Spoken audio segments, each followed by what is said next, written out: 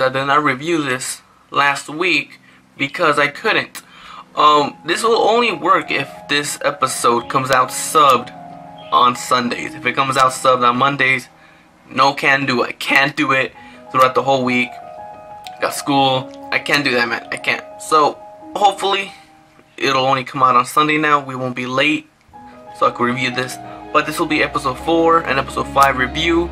I have not seen episode 4 until today, so I just saw it, and I'm gonna say right now, man, I just saw the episode just so you could see my raw reaction to this episode. Ban,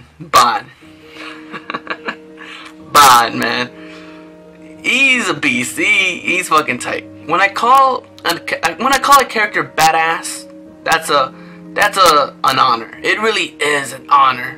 I do say characters are tight. I say they're boss. But when I say badass, I mean they're fucking badass. Just their fucking character design, their attitude. I have not called a character badass since... Well, characters that I define as badass include Zoro, Unozaki, Kamina, those characters. And this food just reminds me of those characters. Because I feel like he has the attitude of Zoro. I'm pretty sure this food's going to be funny as fuck too. Like Unozaki, and he's gonna be over the top like Kamina. Well, not over the top, but cocky as fuck. You get me? He'll be cocky as hell, just like Kamina. He believes he can do anything he can. And just we seen Bond, those 2 minutes at the very end, those 2 minutes, that little segment was enough to win me over. Bond, he's my favorite right now. He definitely is, and hopefully he lives up to his reputation. Episode 4 was mostly the conclusion to the fight with Gil Thunder. He got hit. He played possum. Meliodas played possum. He pretended to get hit to get some information. He got hit, but it actually did hurt him a lot. They took him to a doctor, and this doctor tried poisoning him. And then we get introduced to these chimera ants. I don't know what the fuck they are. They're cosplaying animals. I don't know what the fuck they are. They're ants. They're called the weird ants. Weird ants. The name says it all. I guess they're holding nice. I guess they're kind of strong. And then Diane. Now she's another character I do like. She's a very cool character. I like her more than Elizabeth. You know, I noticed Elizabeth has some huge pie. So from now on, I'm gonna call her Eliza Tits. Yeah, I know you guys like that. So with Diana, I like her way more than Eliza Tits. But with Diana, we get some story on her in episode 4 that she doesn't like being big. She does not love her size at all, even though her boob size is probably as big as a house.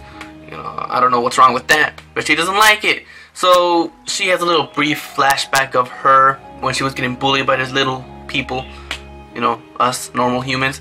Then Meliodas comes and, you know, rescues her.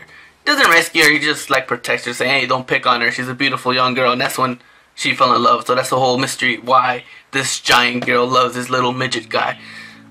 True love, man. Then Bond gets some word. He hears that these 2 deadly sins are coming to rescue him. And then he quick, like, I don't know, he just breaks out of the jail. He was able to do this all along. I guess he was just waiting for Meliodas to show up to hear from him. And he did, and he broke out of that shit. And, you know, it wasn't confirmed in episode 5 either, so I'm gonna confirm it right now. This fool is able to regenerate. I don't know how the fuck he does it. I don't know how he does it, really. He gets stabbed in the heart in episode 5, and he laughs it off. Talk about fucking badass. He laughs that shit off. He goes, like he's about to die, then he goes, that's it. That's fucking badass, man. He gets stabbed, so I don't know if he's able to regenerate. I don't know if he's not able to feel any pain. But most likely he can regenerate, because in episode 4, when he took out those shackles, and then Jericho tried, you know, killing him. And by the way, that was also badass. Jericho tried killing him, but instead of cutting him, he gave him a clean shave cut. Enough said. But then we noticed that he has no more holes, because when he was in prison, they impaled him with fucking stakes all over his body. And then when we see him like later on, he has no wounds anywhere. So I'm pretty sure he can regenerate. That's his ability. And talking about abilities, Meliodas, he goes demon mode. I don't know what the fuck. In episode 5, this fool, they touch his sword, and then he becomes this evil guy. And I never noticed this either. He is considered the sin of wrath. Yet this guy is probably the happiest go-to guy ever. He never gets angry. He's always calm. He's always collective. He doesn't get angry. And as soon as they mentioned that, saying that he's a Sin of Wrath, I started thinking, wait, that's true. Why do they call him Sin of Wrath? They touch his sword, and he fucking goes demon. Well, he gets pissed off, and he gets this curse mark. I don't know what the fuck that is. So there's definitely more mystery to Meliodas. I really want to know this guy. This guy is probably the most interesting character for the series so far. Why is he young? It's been 10 years. Why in the hell is he young? What's up with that sword? That sword's half broken, yet it's this fucking powerful. He says he cannot let go of this sword to atone for his sin. So what sins did he commit that he has to keep that sword with him? And now that he fucking goes demon mode for touching the sword, like there's another side to him, there's another persona to this Meliodas character. He's very interesting, man. I really want to know about his backstory. But we do get a little bit of his backstory. Just a little tiny bit. A little sprinkle just to, you know, tease us. Because I guess Elizabeth, you know, all kidding aside, she is becoming a good character. Mostly with heroines, these characters will not cry for fodder people. You get me? So when she started crying for the doctor, you know, it actually made me go, alright, you know, she's good. She has a good heart. She cries for fodder people. You know what? You're a cool character. I am growing into her character now. Well, I still believe she should have some self-respect. But I know it's all part of the comedy. I get it. It's funny as hell, but it's still just, I don't know. But yes, I'm growing fond of her character. You know, she's a good girl, pure heart, and she cares about other people, even though we might never see them again. But Meliodas, he does not shed a tear for this doctor. So at first I was like, what the fuck's wrong with you? Then that's when we get teased with his little backstory, which is it seems very interesting. We just see him looking at this dead body, this girl. She's like sitting against a pillar, I guess, and she's crying, but we don't see her eyes. We just see the water fall down. It's raining, and she's bleeding, and then we just see Meliodas hug her, and he starts crying. So we could see that he went through great pain back in the day. That was most likely his love. I would put money on it. That was probably his wife, his girl, the girl he most cared about, his sister, somebody very important to this guy. Obviously, it's somebody important, but I would say it's like his girlfriend or something, his love interest.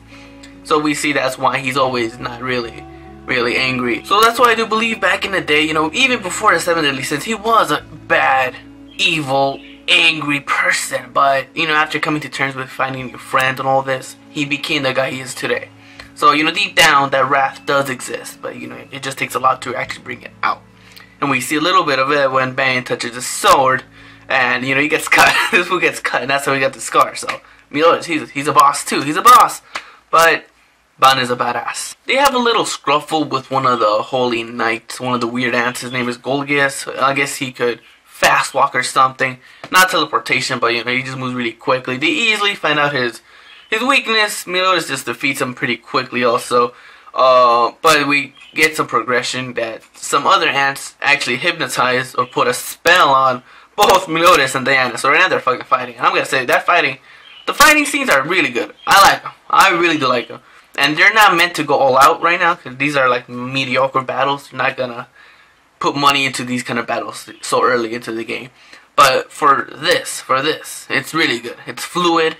I could keep up with it. There's not that many still frames. There's practically no still frames, so I'm really enjoying the battle scenes in this anime. It only gives me high hopes for when the real battle starts. But honestly, man, I do believe that both Diane and Meliodas know that they're fighting each other. I think they do know, and they're just waiting to make the main guy who's doing the spells to come out, and they're gonna pretend to actually kill each other, and then that's what's gonna happen. I do believe that, because that's fucking Meliodas. He would do that shit. He's a fucking troll. Then while that's happening, we see Ban, you know, continuing to do what Ban does best. He strips this girl called Jericho down to her panties, and that's funny as fuck. All the guards have nosebleeds, and then we see another Holy Knight confront Ban, and then, you know, the Holy Knight stabs him right in the heart. And Ban just fucking laughs it off. I'm telling you, this fool could fucking regenerate. This fool is a regenerator. And speaking about abilities, I know I said that before, but I forgot to talk about Diane. Diane, is she like an earth elemental or what? I like her power. It's fucking badass. I'm guessing it's this thing that she's wearing. That's what makes it all happen, but she controls the earth. I don't know how in the hell she does it. She makes spikes out of it, sticks. She makes the earth like go at you. That's fucking tight. So man, I really enjoyed this series. This series is actually picking up pretty quickly. I thought it would take a few episodes, like 10. But no, 4 episodes are already getting very interested in the series. I cannot wait for more. I really can't. I'm hyped up for this fucking series. What do you guys think? Are they adapting it right? I'm pretty sure they are. I am pretty sure they're adapting it perfectly. But man, overall, man, I love this episode. I love the characters now, man. They really are. Van and Diane, ever since they came in, it's been nothing but gold. And Meliodas, he's growing on me. He's getting tight. What do you guys think, man? What's your favorite part of this the episode? Leave it down below. Subscribe for my anime. So guys, thank you. Peace.